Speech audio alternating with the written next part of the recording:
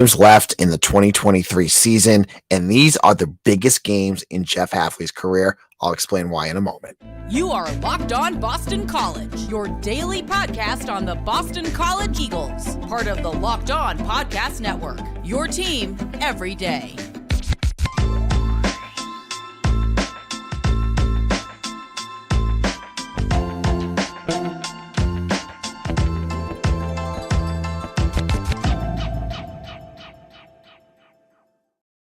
Hello, everyone. Welcome. This is Locked On BC. I'm your host, AJ Black, editor and publisher of Eagle Insider, part of the 247 Network. Today's episode is brought to you by Game Time. Download the Game Time app, create an account, and use code LOCKEDONCollege for $20 off your first purchase.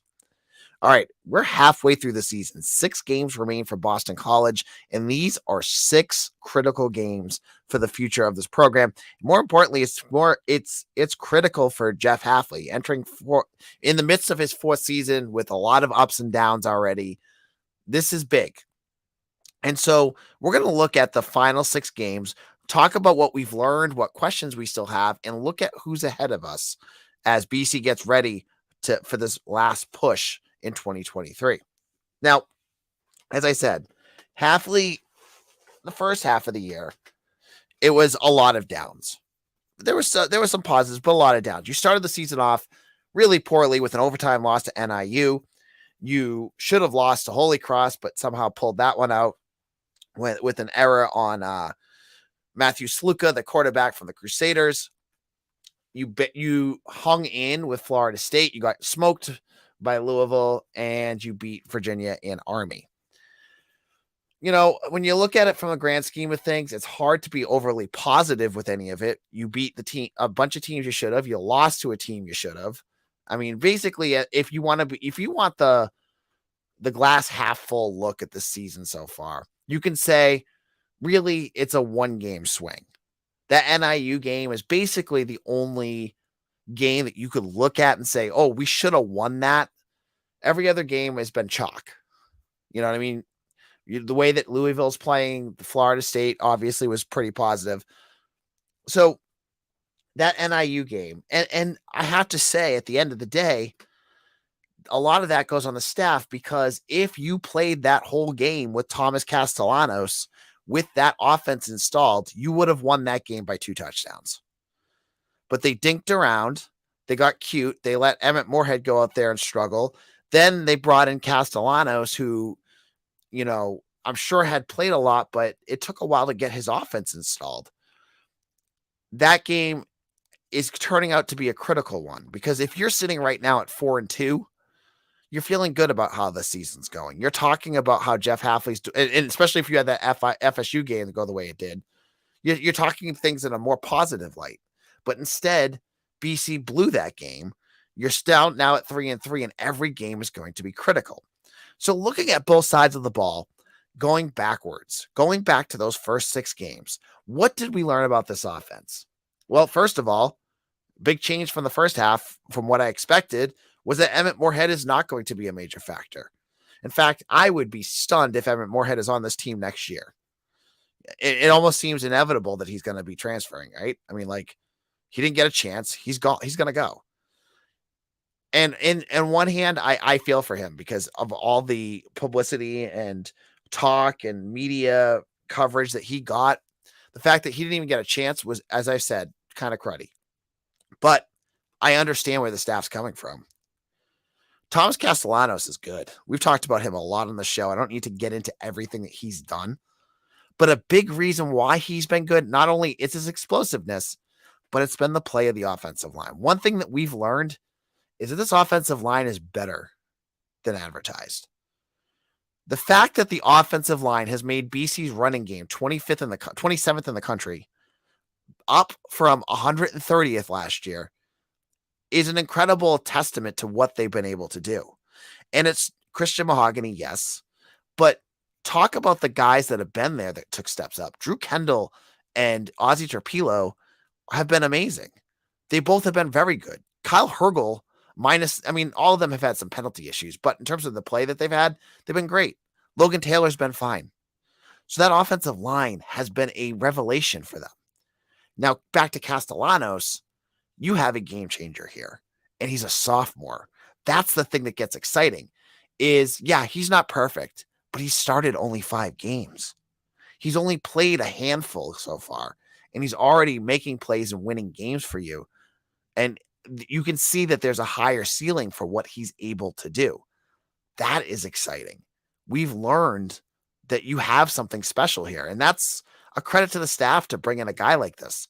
And to be truthful, knowing what I know, Castellanos was not the first pick for who they were going to bring here. And I don't think the guy that they were going to bring, and I'm not going to get into who that is, I don't think he's even playing. So I don't know if they lucked into it or if they just did more evaluation and found Castellanos, but that's been good. Skill players has been kind of a disappointment in terms of the passing game. Lewis Bond has been very good. Ryan O'Keefe, obviously, hopefully he's healthy, has been fine. But the guys after him, Jaden Williams has been a disappointment. George Takis in the passing game, lots of drops. I have to say the wide receiver room has been okay. Like Lewis Bond's been very good, but the depth that I was hoping for hasn't been there yet. That's been something I learned. And then the running game has been fine. Kai Robichaud has had some big games. Pat Garwood just had a big game. They've been fine. Now let's flip this. What else have we learned is the defense is a mess. We last week did a statistical analysis of everything that the defense has done. We talked about it with Parker Fleming of Stats of War, and it's not good. They're near the bottom of the country in a lot of things. Explosives is being a big one. So where are the issues at? It's on all 3 levels at this point. The defensive line has struggled to get pressure on the quarterback. The linebackers have been as inconsistent as ever, especially with Bryce Steele, who has a health issue being out. They haven't been very good. And then the secondary has been burned as well. Now, I've talked to some people who think the last 2 games are starting to show more of what BC's able to do. But I have to say the second half of the Army game still has me very concerned. Once Army made some adjustments, they were able to stretch out BC and make some big plays. So the defense has me concerned. And then finally, the coaching.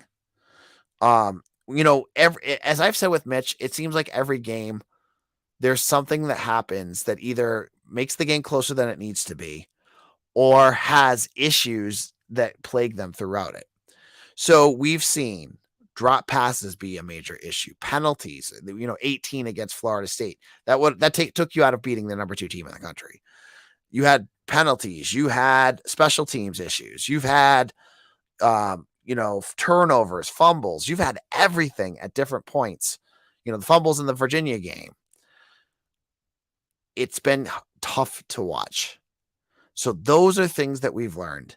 In a moment, I want to go over some of the things that we still want to look for heading into the second part of the season, because there's going to be some questions that I still have, and I want to get into that with all of you.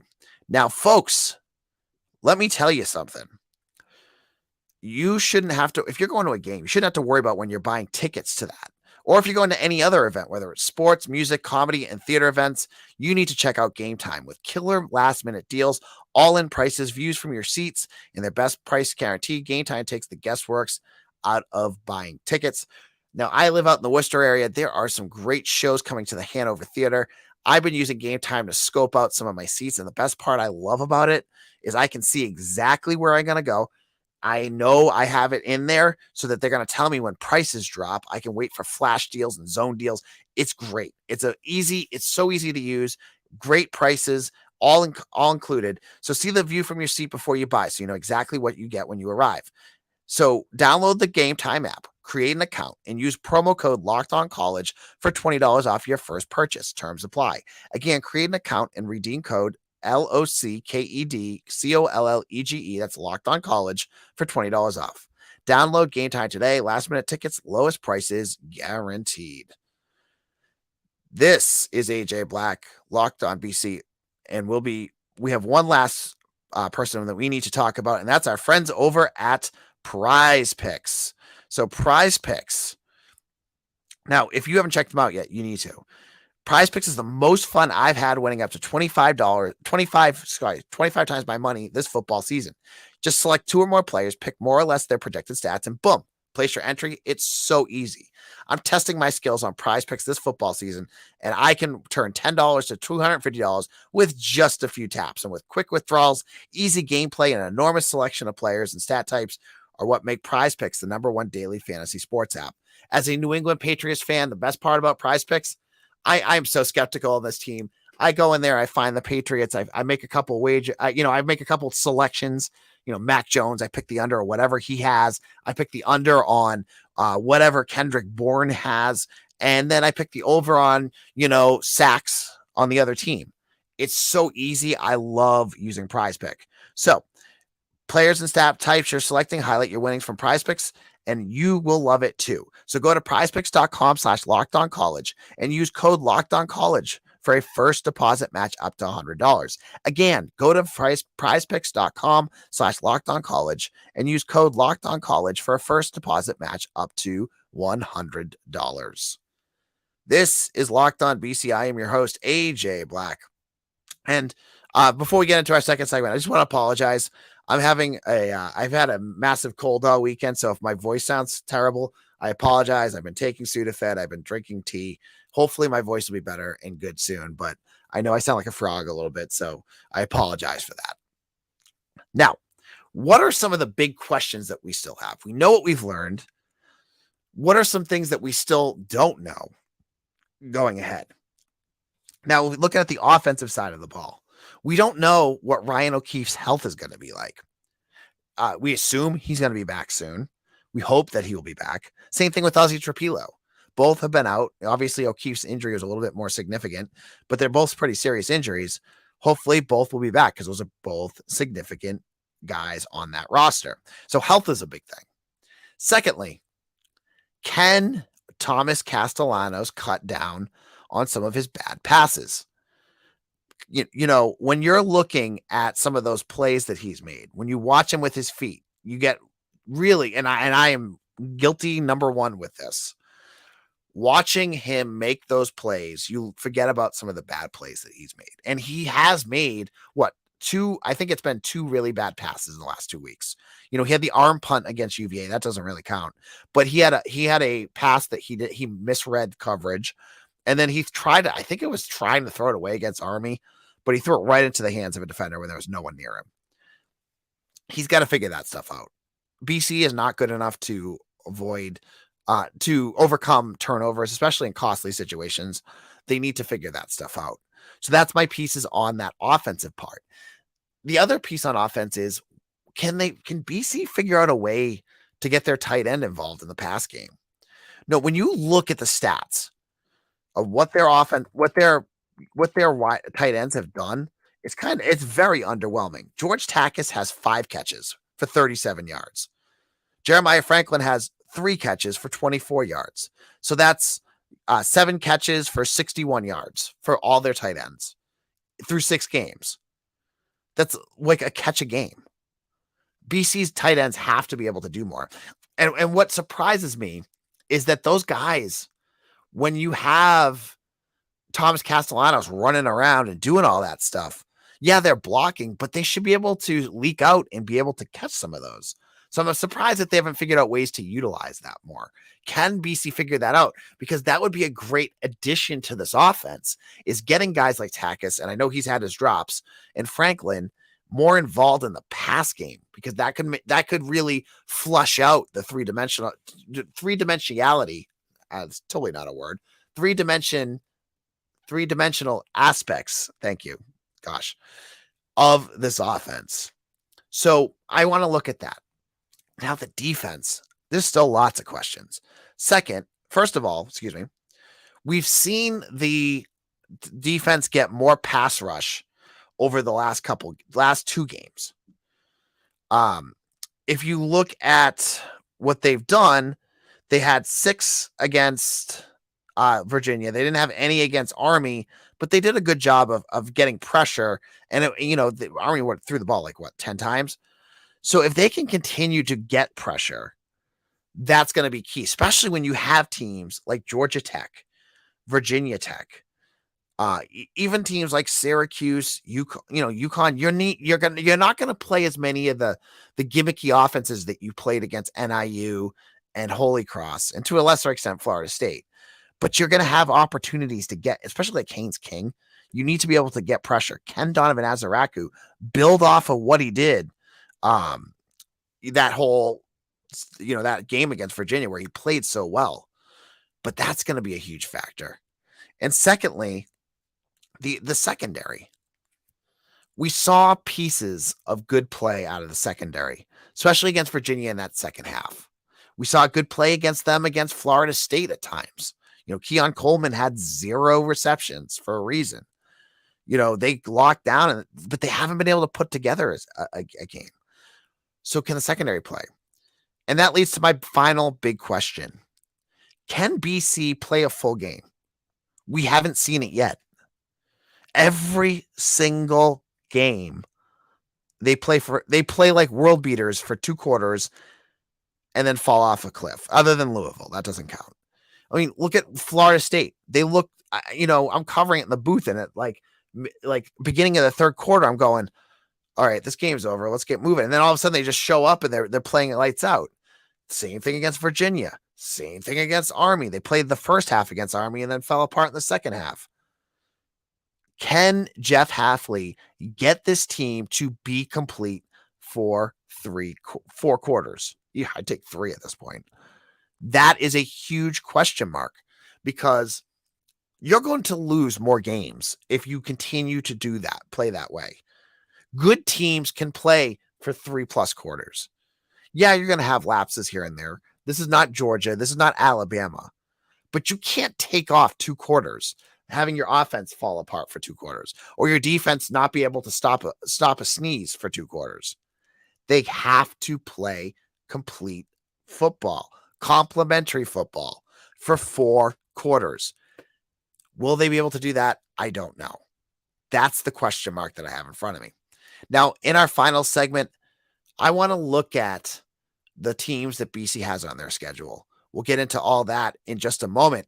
Now, listen to this. Athletic Brewing Company.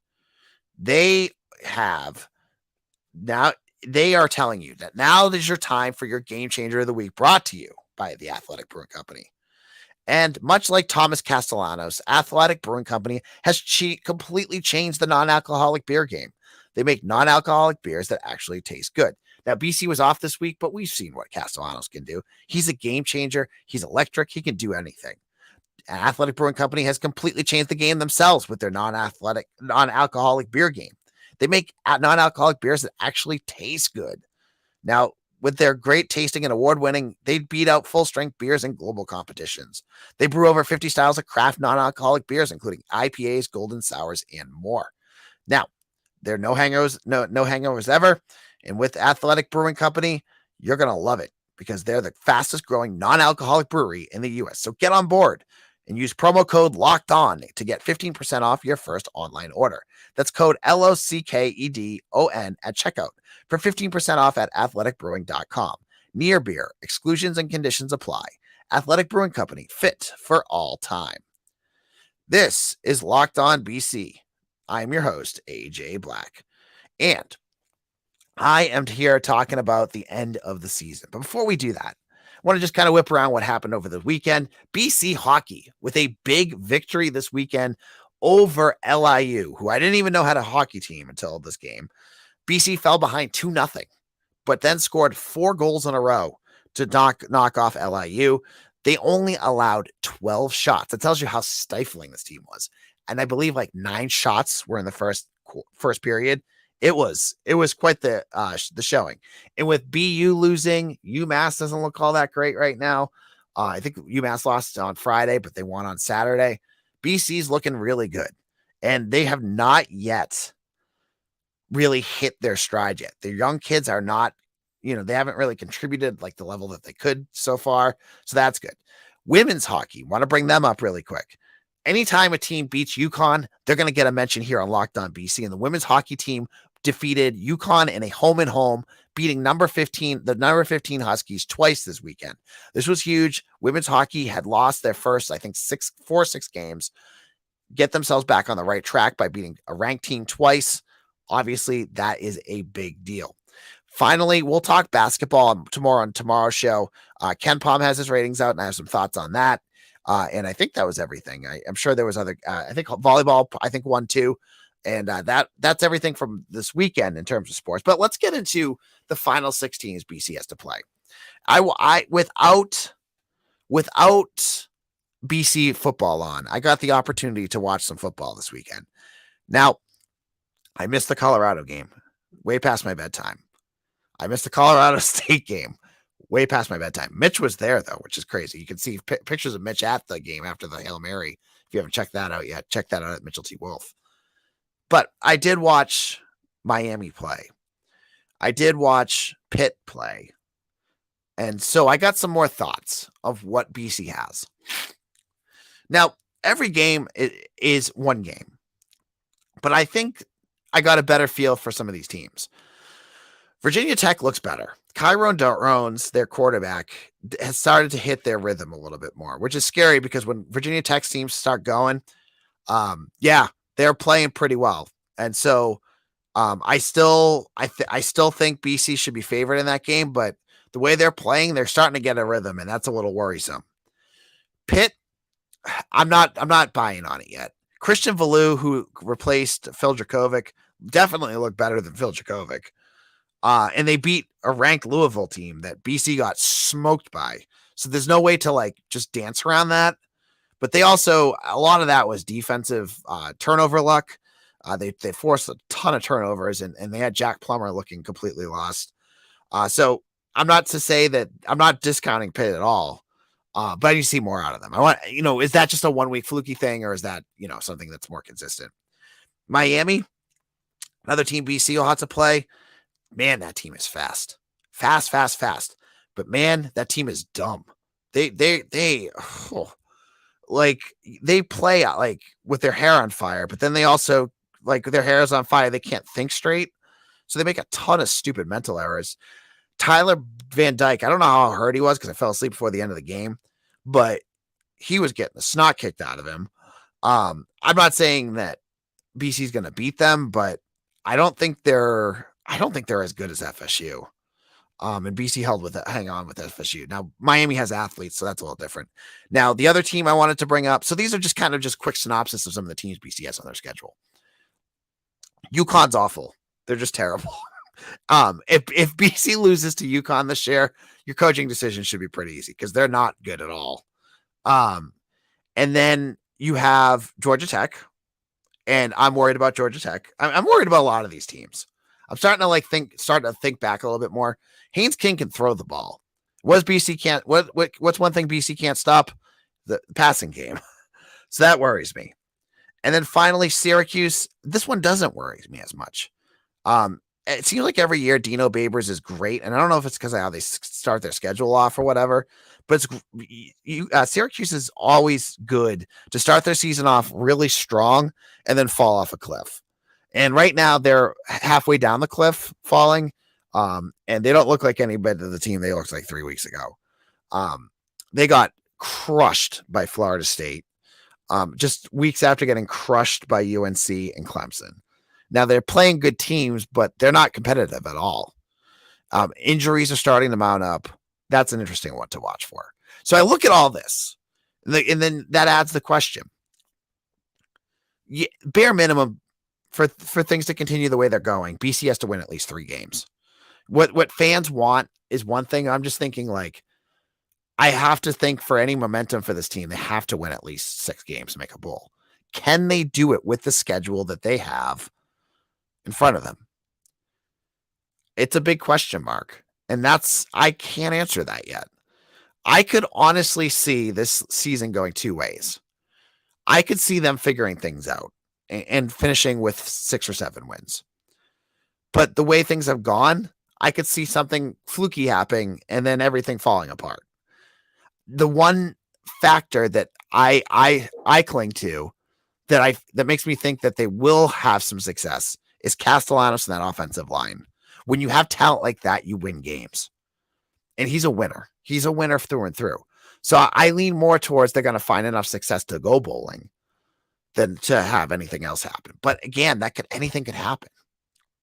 Now, Kermit the Frog here is about to die. My voice is about to just completely die on me. So I'm going to get going. I hope you guys all had a great weekend. We'll be back again tomorrow to talk more. We're going to start getting ready for the Georgia Tech game. We'll start looking at what BC has to do to win that game. Also, basketball, as I said, there were some rankings that came out. We'll get into everything else. Plus, Jeff Hafley will speak to the media for the first time in a week. We'll probably get to hear what's going on with Ozzy Trapilo and Ryan O'Keefe. Get into all of that on tomorrow's show. It's going to be packed. Follow me on Twitter at AJBlack247. Thank you all so much. I'll see you all again soon.